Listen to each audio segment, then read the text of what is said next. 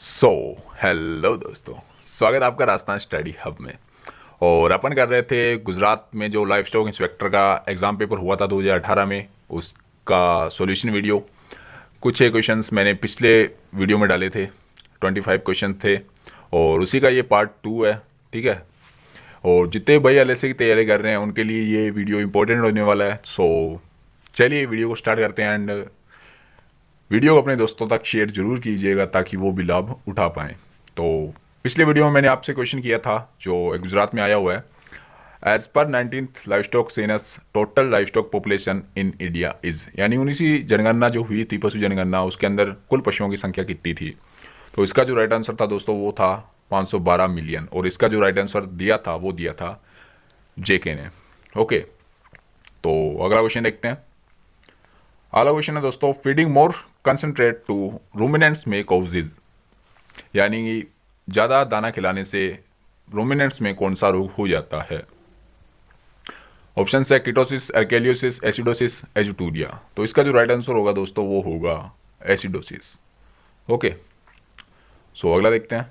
अगला क्वेश्चन है दोस्तों, which one of the following fodder में कोज ब्लोट इन रूमिनेंट्स, यानी रूमिनेंट्स में कौन सा चारा अफ्रीका का कारण बनता है। तो इसका जो राइट आंसर होगा दोस्तों, पहले ऑप्शन बता देता हूँ आपको, ओट, सनफ्लावर, सोरगम एंड ल्यूसर्न। तो इसका जो राइट आंसर होगा दोस्तों वो होगा ल्यूसर्न। ठीक है, ल्यूसर्न से ब्लोट की प्रॉब्लम हो जाती है, यानी आफरी की प्रॉब्लम हो जाती है रोमिनेंट्स में। अगला देखते हैं। अगला दोस्तों, organ to be collected for laboratory examination from suspected case of anthrax doing postmortem is, यानी अगर कोई किसी एनिमल में लग रहा है कि इसमें एंथ्रेक्स हो सकता है तो उसके पोस्टमार्टम में अपन कौन से ऑर्गन की जांच करते हैं, यही पूछ रहा है ये। सो इसके ऑप्शन है spleen, liver, lung, lymph node. तो इसका जो राइट आंसर होगा दोस्तों वो होगा स्प्लीन। ठीक है, सही बताऊं मुझे ये क्वेश्चन नहीं आ रहा था, क्योंकि ज़्यादातर बुक्स में जितने भी मैंने आज तक पढ़े हैं या आपने भी पढ़ा होगा कि एंथ्रेक्स में पोस्टमार्टम नहीं किया जाता, बट ये क्वेश्चन गुजरात में आया हुआ है। तो मैंने WVO की रिपोर्ट उठाई, यानी कि वर्ल्ड वेटनरी ऑर्गेनाइजेशन की, एंड वहाँ पे ये क्वेश्चन था कि स्प्लीन का पोस्टमार्टम किया जाता है। ठीक है, लेकिन मुझे लग रहा था कि स्प्लीन हो सकता है, बिकॉज इसे स्प्लेनिक फीवर या फिर तिल्ली बुखार भी कहा जाता है। ठीक है, लेकिन मैं कंफर्म नहीं था, एंड उसके बाद में मैंने कंफर्म किया कि हाँ स्प्लेन को ही पोस्टमार्टम में दिखते हैं। एंड ज़्यादातर ये डिजीज़, ये जो पोस्टमार्टम किया जाता है दोस्तों, वो किया जाता है वुमेंस के अंदर।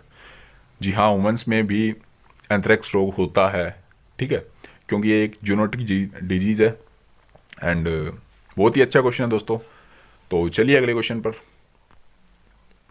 अगला क्वेश्चन है, which treatment is use to improve nutritive value of crops reduce.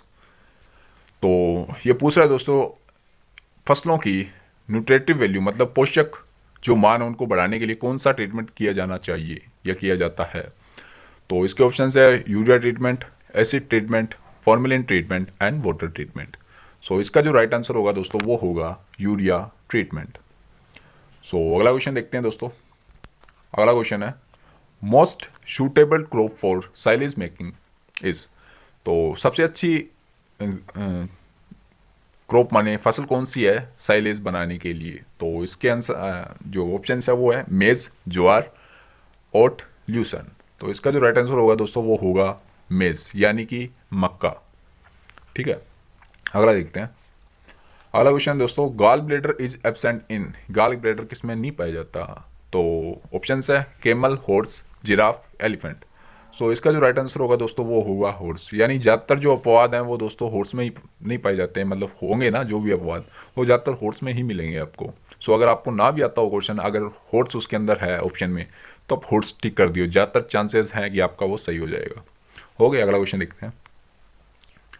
अगला क्वेश्चन है, average milk fat in indigenous cow milk is, यानी स्थानीय गायों के अंदर, स्थानीय गायों के दूध के अंदर कितने परसेंट तक फैट पाई जाती है। ऑप्शन है 5%, 4%, 2%, 6%। तो इसका जो राइट आंसर होगा दोस्तों वो होगा 4%।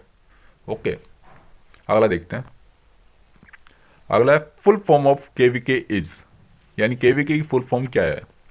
केंद्रीय विज्ञान केंद्र, कोलकाता विज्ञान केंद्र, कर्मा विज्ञान केंद्र या कृषि विज्ञान केंद्र। तो इसका जो राइट आंसर होगा दोस्तों वो होगा कृषि विज्ञान केंद्र। अगला क्वेश्चन देखते हैं। अगला क्वेश्चन है calcium deficiency during early lactation in dairy cows में काउज। सो ये पूछ रहा है दोस्तों कैल्शियम यानी कि कैल्शियम की डिफिशियंसी, कैल्शियम की कमी अर्ली लैक्टेशन यानी प्रसव के तुरंत बाद, यानी कि प्रसव हुआ है उसके तुरंत ही बाद अगर कैल्शियम की डिफिशियंसी काउज में हो जाती है तो कौन सा रोग होने के चांसेस रहते हैं। तो ऑप्शंस है milk fever, brucellosis, tetany, acidosis. तो इसका जो राइट आंसर होगा दोस्तों वो होगा मिल्क फीवर। ठीक है, यानी कैल्शियम की कमी से मिल्क फीवर होता है। ओके, अगला देखते हैं। अगला क्वेश्चन है गटरल पाउच आर फाउंड इन, यानी गटरल पाउच किस में पाया जाता है। ऑप्शंस है ऑक्स, फॉवल, डॉग, हॉर्स। तो इसका जो राइट आंसर होगा दोस्तों वो होगा हॉर्स। ओके, ज़्यादातर अपवाद जो मिलेंगे वो आपको हॉर्स में मिलेंगे। ठीक है, अगला देखते हैं। अगला है दोस्तों postmortem examination in veterinary practice is known as, यानी वेटनरी प्रैक्टिस के अंदर पोस्टमार्टम को किस नाम से जानते हैं। तो ऑप्शन है नेक्रोप्सी, बायोप्सी, ऑटोप्सी, माइक्रोप्सी। तो इसका जो राइट आंसर होगा दोस्तों वो होगा नेक्रोप्सी। ठीक है, अगला देखते हैं। अगला है रेबीज ऑक्यूरेंट डिपेंड ऑन, यानी रेबीज किस पे डिपेंड करता है, मतलब रेबीज होने के चांसेस क्या है। ऑक्यूरेंस का मतलब है ऑप्शंस है age of the animal, distance from of bite to brain, virulence of virus, all of above. यानी एज का मतलब एनिमल की एज कितनी है, डिस्टेंस ऑफ बाइट यानी जहाँ से काटा है उस ब्रेन तक की दूरी कितनी है, वायलेंस ऑफ वायरस यानी कि वायरस एक्टिव है अनएक्टिव है, या फिर सभी। तो इसका जो राइट आंसर होगा दोस्तों वो होगा ऑल ऑफ अबो, यानी इन सभी पे डिपेंड करता है कि रेबीज का ओकरेंस पीरियड यानी कि कितने टाइम में वो फैलेगा या फिर कितने उसकी प्रभाविता रहेगी। ओके, अगला देखते हैं।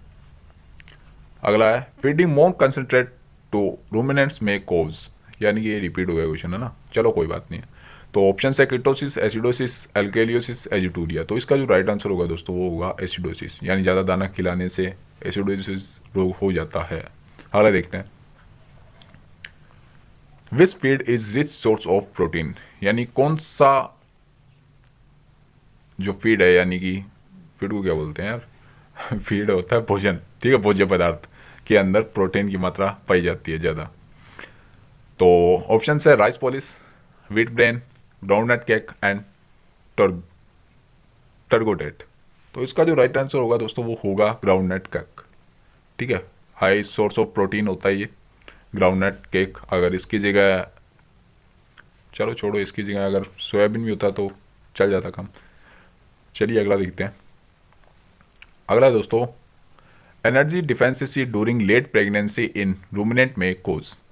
एनर्जी डिफिशिएंसी की बात हो रही है, यानी कि सीधा मेटाबॉलिक डिजीज की बात कर रहा है। ठीक है, मोटा मोटा तो ये समझ में आ रहा है आपको। Energy deficiency during late pregnancy in ruminant में कोज, यानी कि प्रेगनेंसी से पहले की बात कर रहा है। लेट प्रेगनेंसी मतलब प्रसव से पहले की, और प्रसव से पहले होने वाली बीमारी पूछ रहा है ये। ठीक है, तो ऑप्शंस हैं milk fever, ketosis, Degnala, fatty liver. तो इसके अंदर जो राइट आंसर होगा दोस्तों वो होगा कीटोसिस। ठीक है, यानी एनर्जी डिफिशिएंसी सीधा सा मतलब है मेटाबॉलिक डिजीज से रिलेटेड ये क्वेश्चन है, तो ये दोनों तो हो ही नहीं सकते। कौन से, डेगलाना एंड फैटी लीवर तो हो ही नहीं सकते। ये दो बची जो मेटाबॉलिक डिजीजेस हैं, मिल्क फीवर और कीटोसिस। और मिल्क फीवर होता है, ज़्यादातर चांसेस होते हैं कि प्रसव के बाद होगा, तो ये भी नहीं होगा। एंड तो ऑप्शन सही आपका कौन सा होगा, कीटोसिस। तो चलिए अगले क्वेश्चन पे। अगला क्वेश्चन है दोस्तों stifle joint is found between, यानी स्टिफल जॉइंट किन के बीच में पाया जाता है। Metatarsal and phalanges, femur and tibia, tibia and tarsal, tarsal and metatarsal bones. तो इसका जो राइट आंसर होगा दोस्तों वो होगा फीमर एंड टीबिया बोन्स। ठीक है, स्टिफल जॉइंट इन दोनों के बीच में पाया जाता है। अगला देखते हैं। अगला क्वेश्चन है ड्रग यूज्ड इन ब्लोटिज, यानी दवाई जिसका उपयोग आफरी में किया जाता है। ऑप्शन है turpentine oil, camphor, kaolin, salt. तो इसका जो राइट आंसर होगा दोस्तों वो होगा टर्पेंटाइन ऑयल। ठीक है, इसका यूज आफरी में किया जाता है। अगला देखते हैं। अगला क्वेश्चन है an example of cooperative society is, cooperative society का एग्जाम्पल कौन सा है? तो ऑप्शन है अमूल, नाबार्ड, आईसीआर, एचडीएफसी। तो इसका जो राइट आंसर होगा वो होगा दोस्तों अमूल। अमूल एक कोऑपरेटिव डेयरी है, ठीक है, नाम भी सुना होगा आपने। सो सिंपल क्वेश्चन है।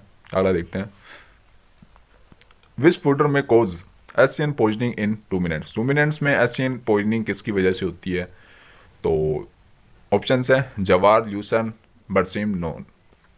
तो इसका जो राइट आंसर होगा दोस्तों वो होगा ज्वार। ज्वार के अंदर साइनाइड पॉइजनिंग है, वो ज्वार की वजह से होती है, कच्ची ज्वार के अंदर होता है ये साइनाइड। अगला देखते हैं, अगला है meat of swine is called, यानी सुअर के मांस को क्या कहते हैं? Mutton, chicken, beef, pork. तो इसका जो राइट आंसर होगा दोस्तों वो होगा पोर्क। ओके, एंड ये गुजरात का एग्ज़ाम पेपर है वो पूरा हो चुका है। अगर आपको एमपी का भी गुजरात पेपर, एमपी का भी जो एग्ज़ाम पेपर हुआ था, जो एमपी के अंदर बोलते हैं शायद लाइव स्टॉक वेटनरी ऑफिसर बोलते हैं शायद तक, ठीक है, वेटनरी ऑफिसर। अगर आपको वो भी एग्ज़ाम पेपर चाहिए तो आप मुझे कमेंट कर दियो, कमेंट बॉक्स के अंदर एमपी लिख दियो या फिर एमपी का एग्ज़ाम पेपर कुछ भी लिख दियो यार, कमेंट कर दियो आप लोग, और मैं उस पर भी एक वीडियो बना दूंगा, एमपी का भी पेपर ले आऊँगा अगर आपको चाहिए, अगर आपको नहीं मिल रहा है तो, ठीक है। एंड क्वेश्चंस अच्छे थे ज़्यादातर। इसके अंदर जो क्वेश्चंस पढ़े थे ना दोस्तों वो पढ़े थे ज़्यादातर, रेशियो पड़ा है आपका मेडिसिन से, ध्यान रखिएगा, मेडिसिन और न्यूट्रिशन। जैसा मैंने बोला था कि न्यूट्रिशन और मेडिसिन से ही सबसे ज़्यादा रेशियो आपका आता है, ठीक है। ज़्यादातर क्वेश्चंस उठाए जाते हैं तो आप इन्हीं पे फोकस करो ज़्यादातर, मेडिसिन एंड न्यूट्रिशन, ठीक है। इन दोनों में से क्वेश्चन बहुत ज़्यादा आए हैं। एंड अगर वीडियो पसंद आई तो वीडियो को लाइक कर दीजिएगा। अगर आप चैनल पे नए हो तो प्लीज़ चैनल को सब्सक्राइब कर दो यार, प्लीज़ यार, रिक्वेस्ट आपसे, ठीक है। अच्छा नहीं लगता है, बार बार रिक्वेस्ट करता हूँ आपसे। And thank you so much, tata, bye bye, मिलते हैं अगली वीडियो में।